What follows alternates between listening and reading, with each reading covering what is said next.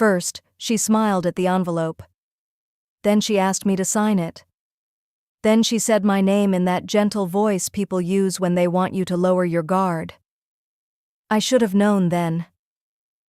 A mother does not look at her child the way mine looked at me that afternoon. She looked at me like a hand resting on a locked drawer.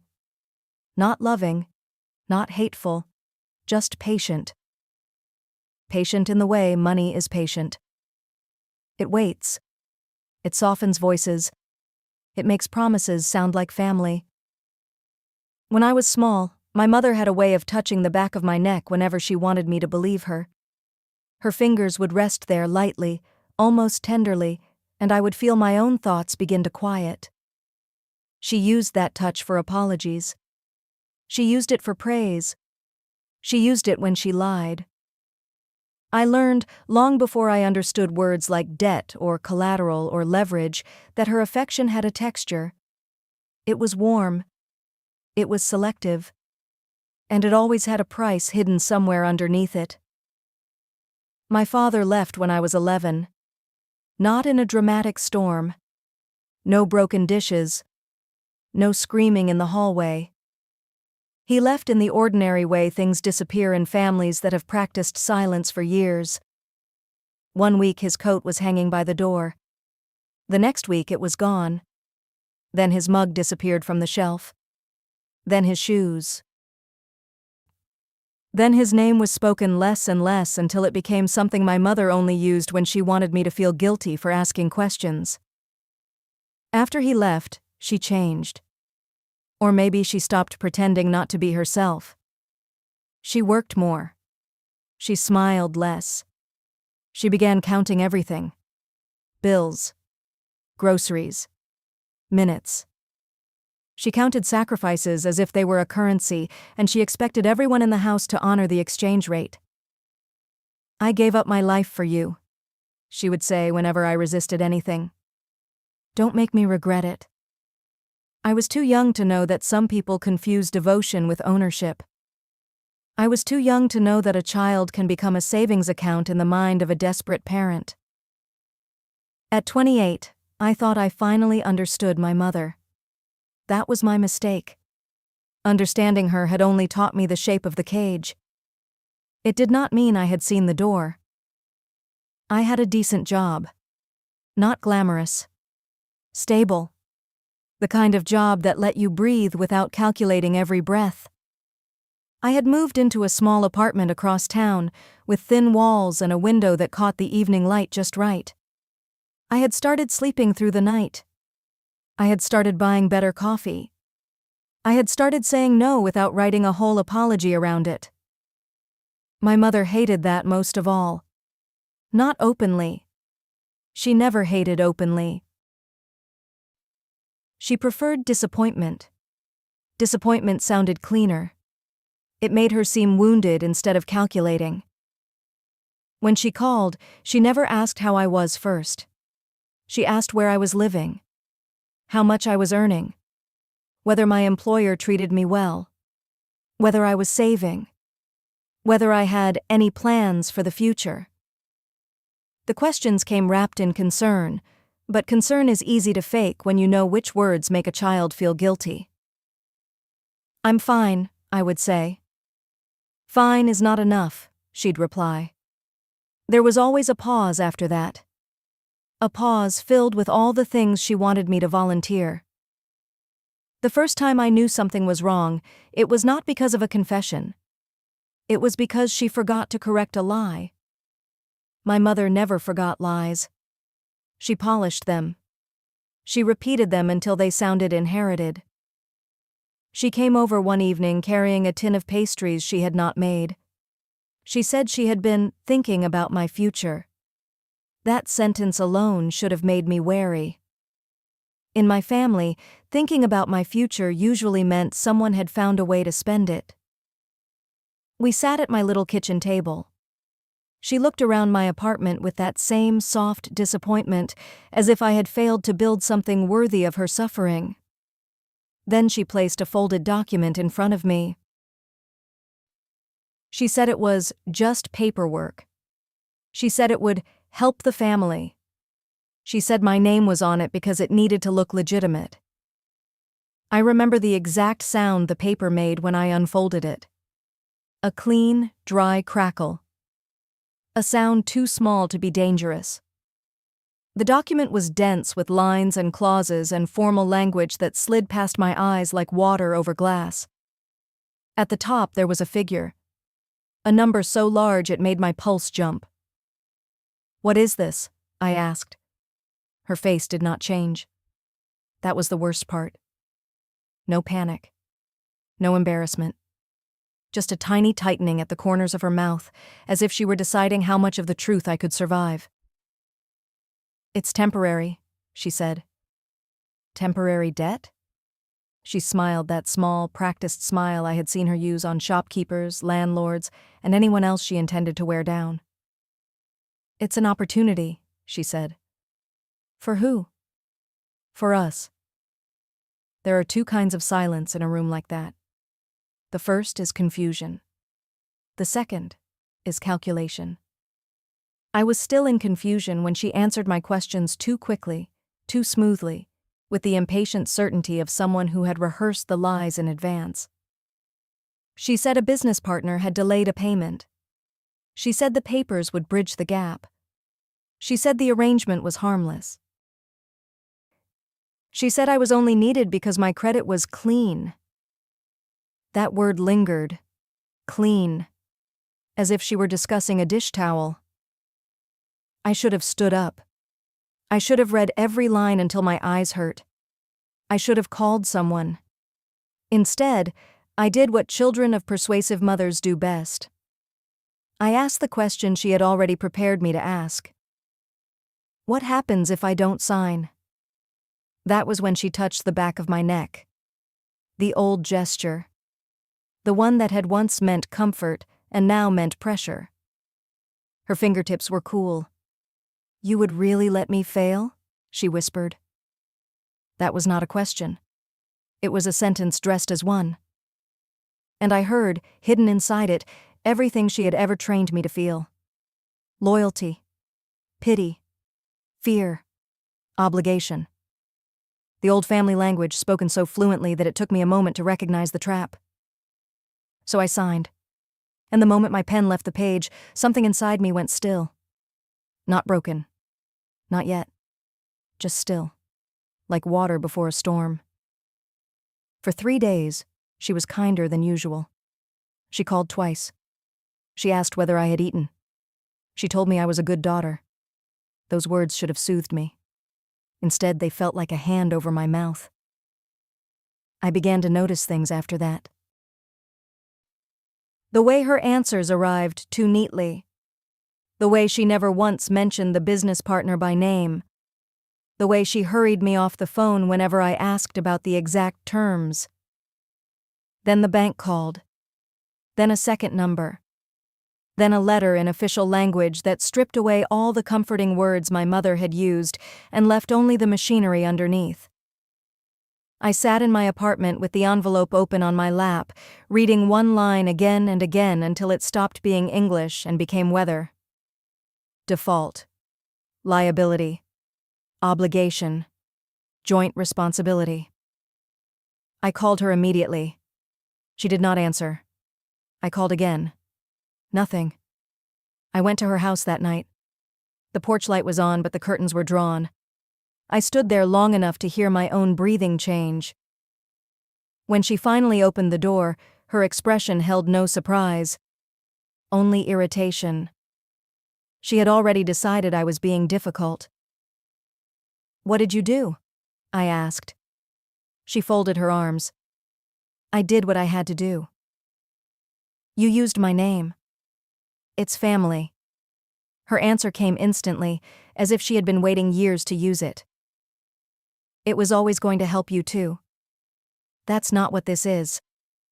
"You are so dramatic," she said, and the contempt in her voice was so cold that for a moment I could not feel the air. "I needed a signature," she continued. "I needed trust. You have always been so eager to prove you're better than the rest of us, so I thought this would be simple."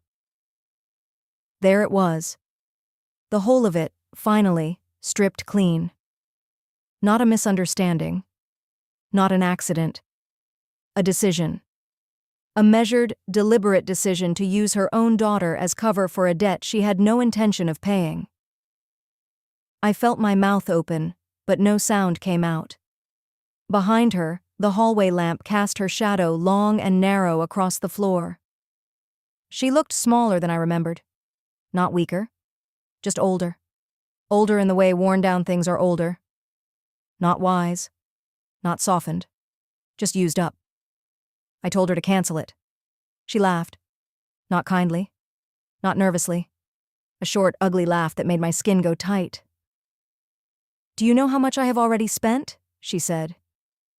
"Do you know what I've promised?" "I did it for the house. For the family. For your future." Every excuse was a door she tried to close before I could see what was behind it. Then she said the sentence that changed everything.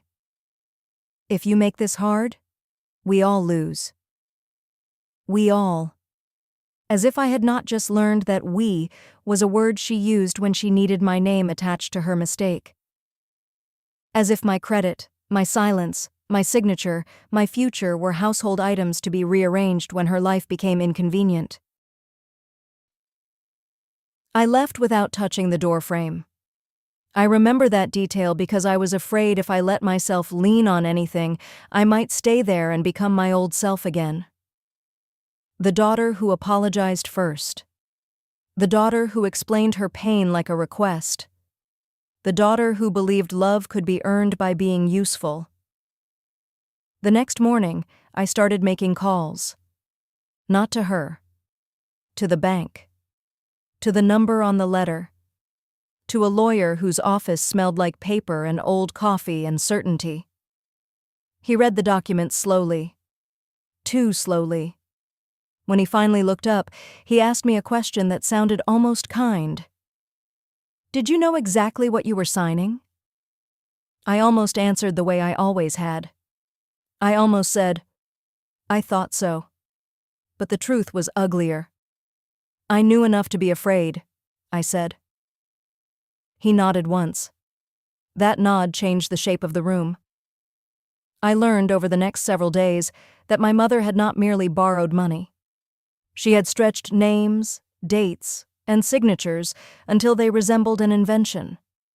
She had told someone I had authorized things I had never heard of. She had used our family address as a shield. She had handed over my information as if it were hers to spend. Each new detail landed with a strange flatness. I was past the point of shock. What remained was the colder thing beneath it. Recognition. Not of the crime itself, but of the pattern. She had been preparing for this kind of theft for years. Maybe not this exact theft, but this shape, this intimacy. She had always wanted access to the parts of me she could not command directly. And when love failed, she reached for the next closest tool. Documentation. Pressure. Money. That week she began leaving messages. First angry, then wounded, then pleading. She sounded like 3 different women, and all of them wore my mother's voice like borrowed jewelry. She said I had abandoned her. She said I was overreacting. She said she had done her best. She said she would lose everything if I kept this up. That last sentence told me more than the others. Not sorry. Not ashamed. Just frightened of consequence. And fear, in a person like my mother, is never silent for long. It becomes strategy. It becomes guilt. It becomes the exact kind of apology designed to stop you from asking the next question. I did not answer her calls. I stopped reading the messages after the 3rd one. I changed the locks on my apartment. I sat at my kitchen table with the curtains half closed and listened to the silence in the room until I could hear how loud my own life had become without her in it. It was not peace. Not yet. It was only space. Space where her voice used to be. Space where I began, very slowly, to understand how much of myself I had spent on keeping her calm. Then came the call from my aunt, my mother's sister. A woman who had never been able to lie with the same elegance, which made her seem honest even when she wasn't. She asked me to come over. She said, "Your mother is not well." That phrase. Always the same phrase. Not well. Not guilty. Not reckless. Not cruel. Just not well. I almost said no. Then my aunt added one detail that made my stomach go cold. She told people you knew. The room around me seemed to narrow. Knew what? I asked. A pause. The kind of pause people use when they are deciding how much damage a truth might do. The money, she said softly. She told them you were helping her. That this was your idea. I had never heard my own blood sound so cleanly weaponized. There it was. Not just betrayal. Not just theft. Rewriting. The kind that turns the victim into the accomplice if no one stops it soon enough. I put the phone down and sat there for a very long time. Then I stood up, crossed the kitchen, and looked at myself in the dark glass of the window. I expected to see a daughter. Instead, I saw something thinner. Something sharper. A person who had finally run out of excuses for the woman who gave her life and then tried to invoice it back. I knew then that this was no longer only about the money. It was about what she believed I would tolerate. About how far a mother could go before the child became a witness. She had counted on my silence. She had counted on old guilt, old instinct, old loyalty. She had mistaken my love for weakness. And maybe it had been weakness once. Maybe that was the part that hurt most. That she had not invented the wound. She had only learned how to press it. So I made my choice. I did not call her back. I did not go to the house. I did not let her turn my fear into another family meeting where everyone spoke gently and left the damage untouched. I handed every document to the lawyer. I told the bank the truth. I wrote down every lie I could remember. Every date. Every phrase. Every time she had said, "Trust me," when what she meant was, "Do not make me work harder." And while I was doing that, she was busy discovering that money has a memory. It remembers signatures. It remembers names. It remembers the shape of the hand that tried to hide inside it. She had spent years telling me that family was everything. What she meant was that family was her favorite place to hide. The first time she understood I was not going to rescue her, she showed up at my apartment before sunrise. I did not open the door. She knocked once, then twice, then began saying my name in that thin, shaking voice she reserved for audiences. "Please," she said. I made a mistake. It was almost enough to make the old version of me rise up from somewhere deep and unlock the door. Almost. Then she added, quieter, colder, more honest than she had meant to be. "You are my daughter. You have to help me." Have to. Not should. Not could. Have to. And just like that, the woman outside my door stopped sounding like a mother and started sounding like the debt she had tried to turn me into. I pressed my hand against the wood and said nothing. On the other side, she waited for the familiar surrender. When it did not come, she knocked harder. Then the knocking stopped. I listened to her footsteps retreat down the hall. And in that silence, fragile and terrifying, I understood something that should have broken my heart, but instead set it free. She was not going to regret what she had done because she had done it to survive. She was going to regret it because it would fail. The difference mattered. A lot. It meant her sorrow had a limit. It meant the part of her that loved me had never been stronger than the part that wanted to use me. And once I knew that, I could not unknow it. That was the beginning. Not of forgiveness, not of reconciliation, of consequence. Of all the small, precise things people do when they realize the person who raised them is not a shelter, but the weather. The papers were already moving. The calls had already been made. And my mother, who had spent so many years turning guilt into currency, was about to discover that there are debts even a mother cannot outtalk. By the time the summons arrived, my mother had already tried 3 different versions of the truth.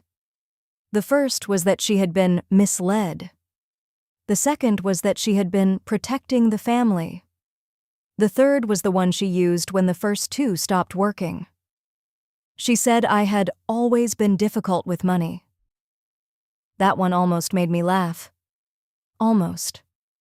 But laughter never really came. It was too late for that kind of relief. What I felt instead was the hard, quiet satisfaction of seeing a lie die in public. The lawyer called it a straightforward matter. It was not. Nothing involving a mother who had used her own child as a shield is ever straightforward. But on paper, the shape of it was simple enough. Unauthorized use of my identity. False representation.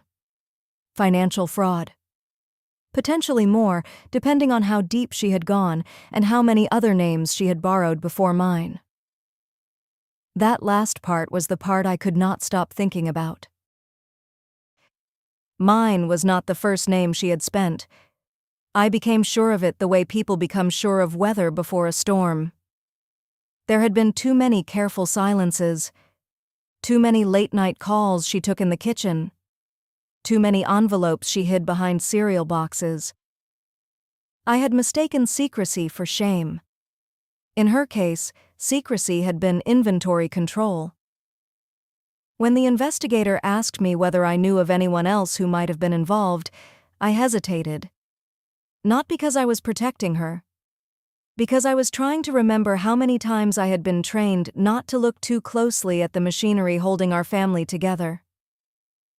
My mother had always called that loyalty. It was really conditioning. I gave them every detail I had. The bank statements. The messages. The names she had dropped in conversation without care, as if the world were full of people she could use and forget.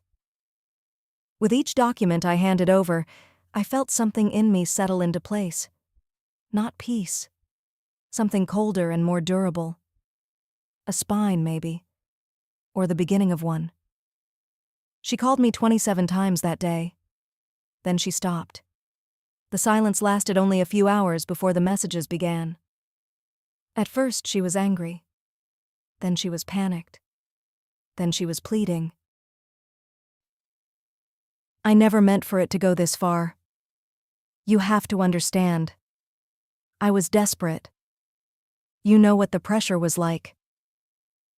That sentence told me everything I needed to know.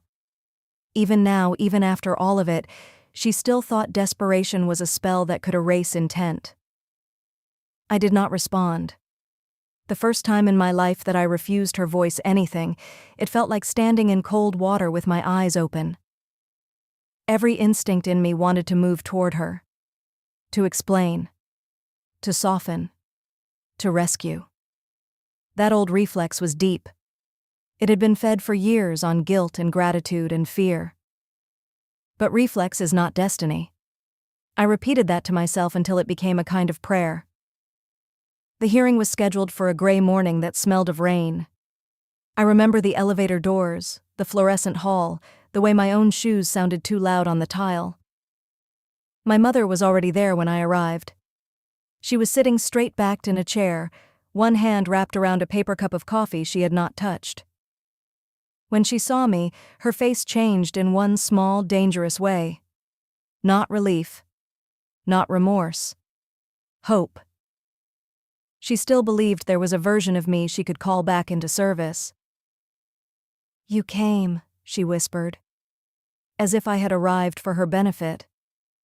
As if this were a misunderstanding at a dinner table and not the public unraveling of her entire life.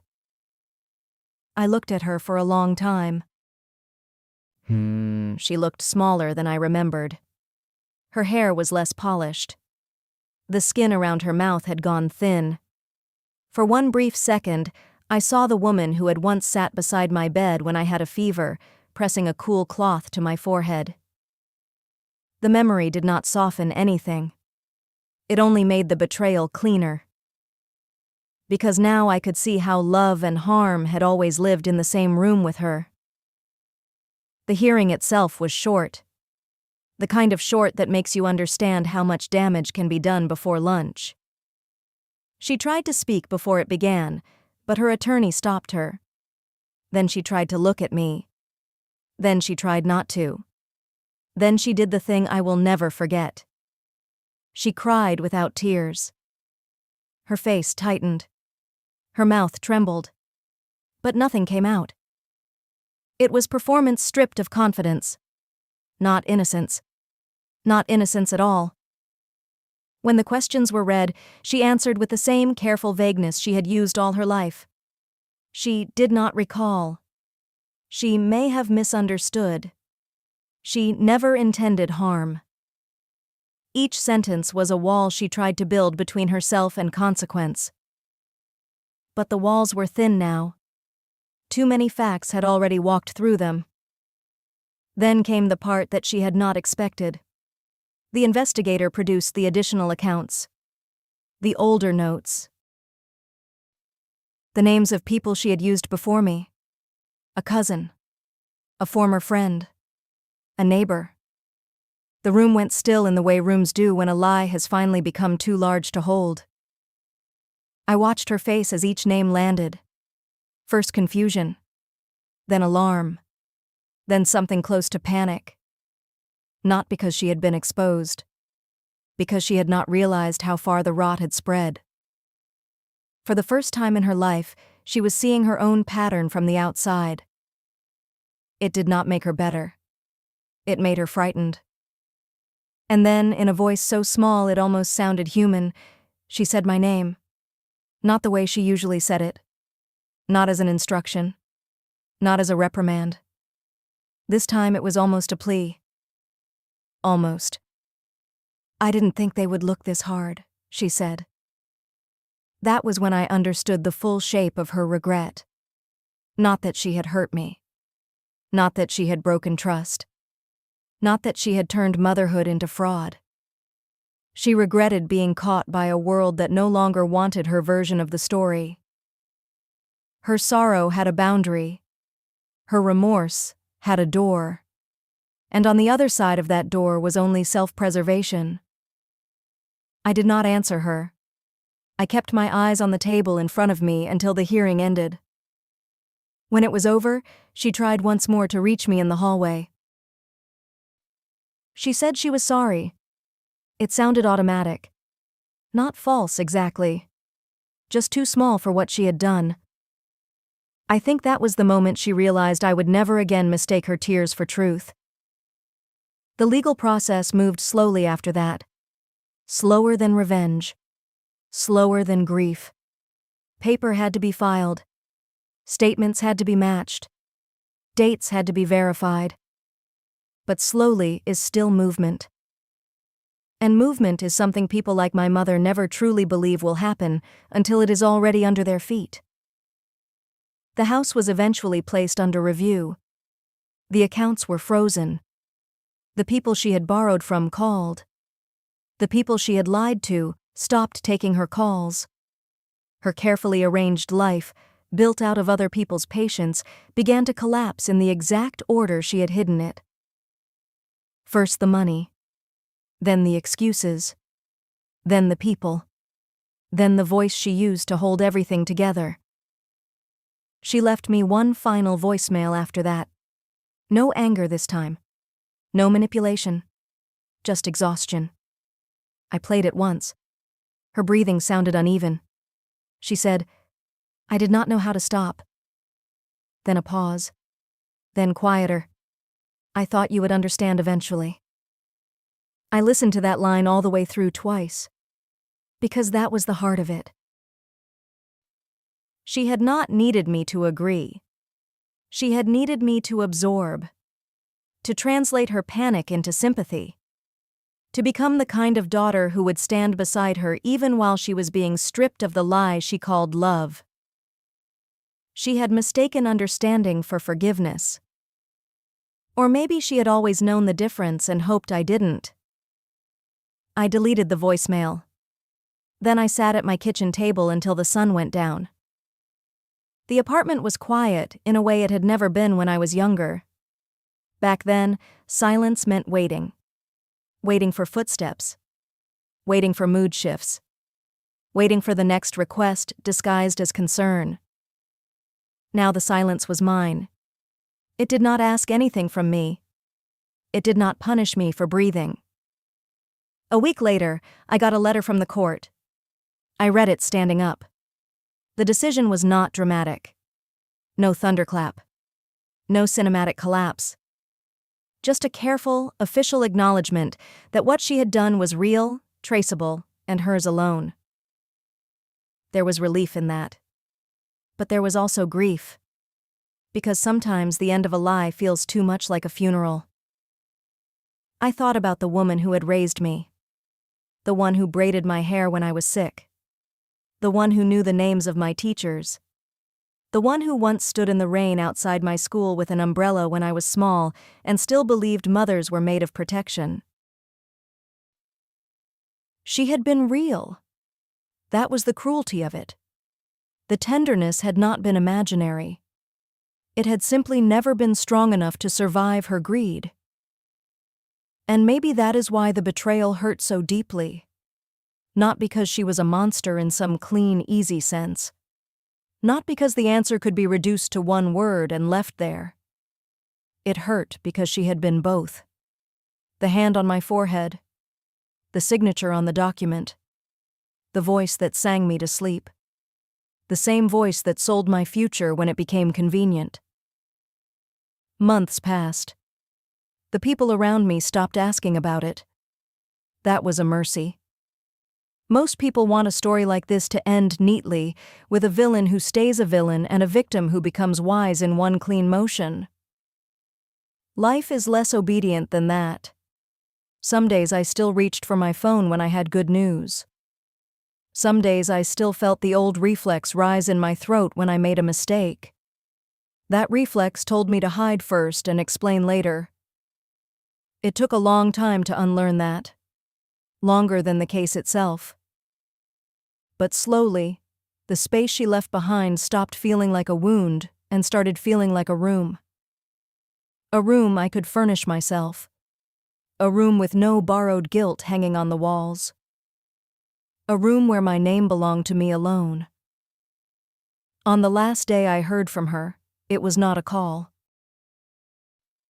It was a letter, handwritten, the paper creased unevenly from being folded and unfolded too many times. She did not ask for money.